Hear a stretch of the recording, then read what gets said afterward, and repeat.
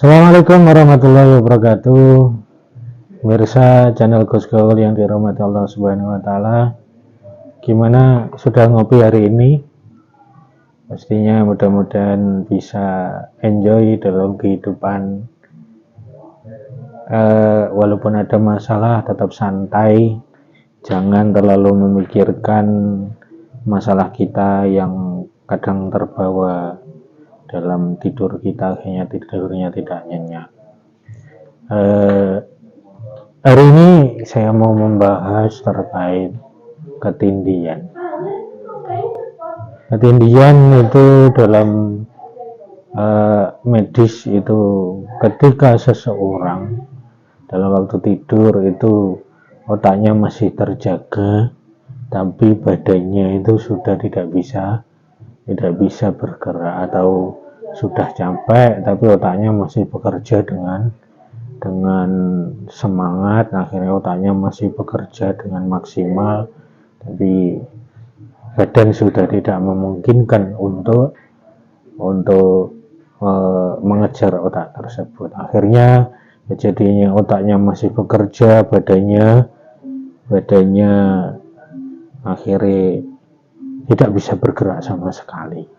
Biasanya gitu. Orang tersebut biasanya dalam keadaan banyak pikiran dalam pekerjaan, banyak pikiran, mungkin habis tidak cocok sama rumah tangganya, lagi bertengkar, atau stres dalam hal apapun, mungkin skripsinya tidak beres-beres, pokoknya ada masalah dan itu tidak bisa terselesaikan, akhirnya terbawa waktunya sebenarnya mau tidur tapi tidak bisa tertidur. Itu secara medis. Kalau hal tersebut bagaimana caranya agar kalau medis biasanya menggunakan obat penenang agar orang tersebut bisa tidur dengan nyaman. Tapi kalau masih kejadian tersebut seperti itu, jangan pindah ke tempat tidur yang lain. Tapi maaf, kalau masih dalam ketindian, dalam dirinya masih berat, terjaga, tapi badan tidak bisa bergerak, ada kemungkinan jenengan diganggu oleh gangguan jin atau gangguan makhluk halus yang menyebabkan jenengan tidak bisa bergerak. Bagaimana solusinya? Solusinya adalah dengan jenengan masih bisa untuk bertahan, solusinya jenengan pindah tempat tidur.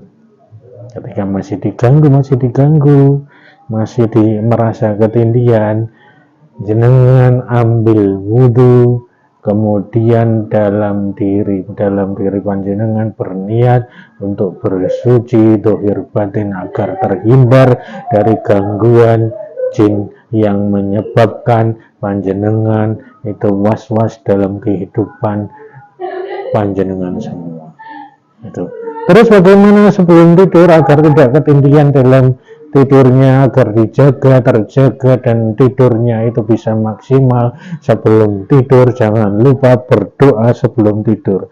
Kadang biasanya orang-orang yang wis kadung kuwesel, capek, akhirnya lupa untuk berdoa sebelum tidur, padahal doa yang diajarkan oleh Nabi itu adalah doa yang paling bagus untuk menjaga diri kita dari apapun yang menyebabkan tidur kita tidak bisa maksimal.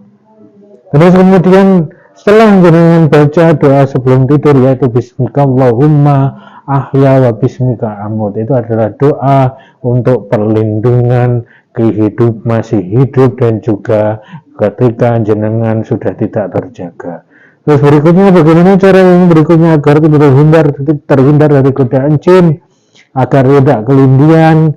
Itu dengan cara bacalah surat Muawwidzatain. Berapa kali? 3 kali. Terus kemudian 3 kali surat Al-Falaq 3 kali. Terus kemudian membaca surat An-Nas 3 kali. Terus kemudian membaca surat Al-Falaq, surat Al-Ikhlas, maaf karena ini terlalu bersemangat.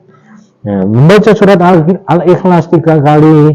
Terus kemudian jangan lupa Yang paling penting itu membaca ayat kursi, karena ayat kursi itu bisa melindungi diri dari segala macam bahaya, apalagi bahaya dari godaan jin yang ingin menguasai panjenengan.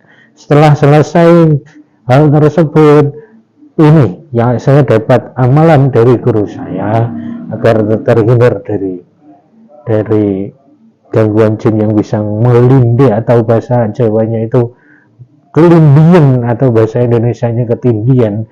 Jangan pakai minyak wangi apapun, minyak wangi apapun, jangan usap-usapkan ke tangan, ini tangan begini, terus kemudian ketika mau tidur usap-usapkan semua ke seluruh badan. Insya Allah setelah jenengan berdoa tadi, kemudian baca muawwidzatain, terus kemudian ayat kursi, terus kemudian melumuri tubuh panjenengan dengan minyak sedikit aja, insya Allah jenengan akan terhindar dari kelindian atau ketindian.